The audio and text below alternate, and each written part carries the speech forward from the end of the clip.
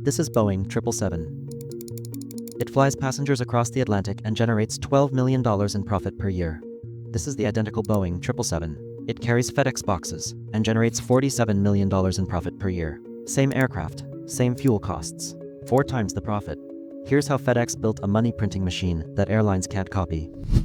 At first glance, passenger airlines and cargo carriers are doing the same thing. They're both moving things through the air, but the economics are fundamentally different.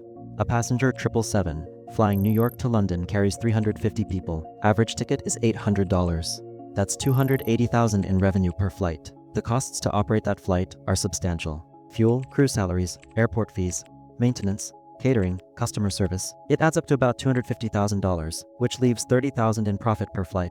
Now take that exact same aircraft and configure it for cargo. 100 tons of packages at an average of $4 per pound.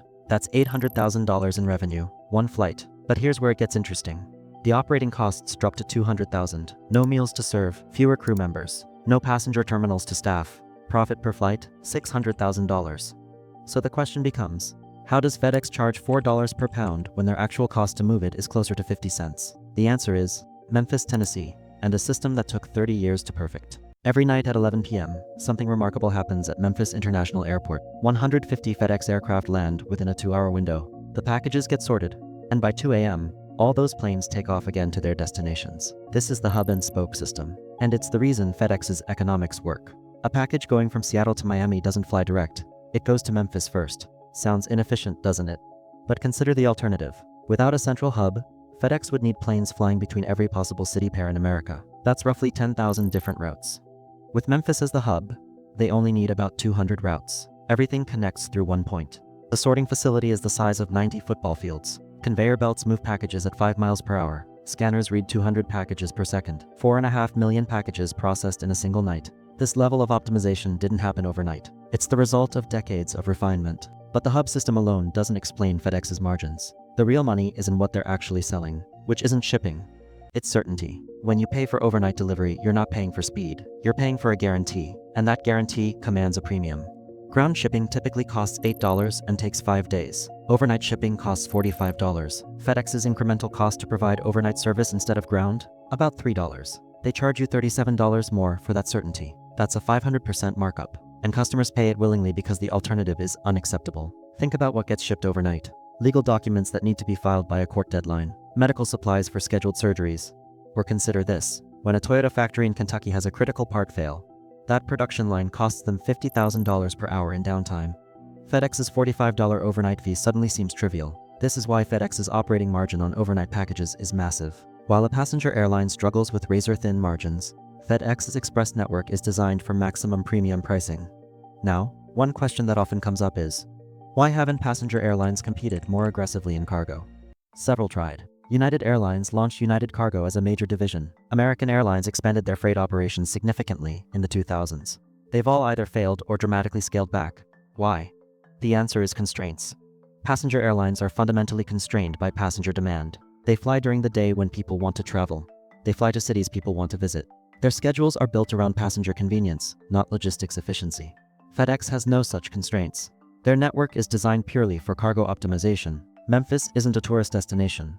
It's a geographical center point that minimizes total flight time across their network. There's also the capital requirement. The Memphis Superhub cost $8 billion to build. FedEx operates 700 aircraft. They have 400 facilities strategically positioned across the country. And perhaps most importantly, they have 30 years of route optimization data. Which specific conveyor belt should handle a package going to a particular zip code in Montana? FedEx's systems know the answer because they've been collecting operational data since the 1970s. Another question. Couldn't a well-funded competitor simply replicate what FedEx has built? In theory, yes.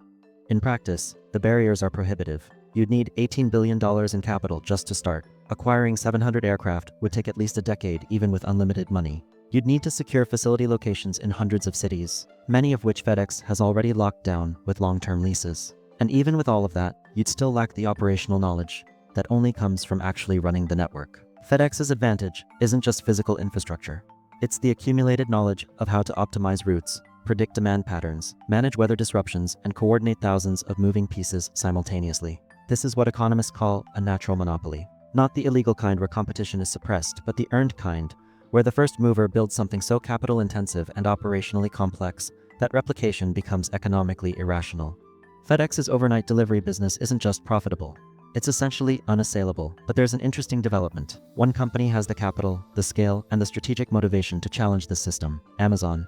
In 2019, Amazon paid FedEx and UPS approximately $10 billion to deliver their packages. By 2024, that number had dropped to roughly $2 billion. What happened? Amazon built their own logistics network, a fleet of over 100 aircraft built in just a few short years, their own regional hubs, their own delivery trucks, their own last-mile infrastructure. Amazon's internal cost to deliver a package is about $3. When they paid FedEx, the cost was $8. $5 saved per package across 5 billion annual deliveries equals $25 billion in annual savings. But Amazon isn't just building this infrastructure to service their own deliveries. They're building it to eventually sell logistics services to other companies, which would make them a direct FedEx competitor. FedEx generated nearly $90 billion in revenue last year, with their overnight express service driving the highest margins. The question now is whether that fortress can withstand a siege mounted by a company that was once their biggest customer and has $40 billion a year to spend on logistics infrastructure.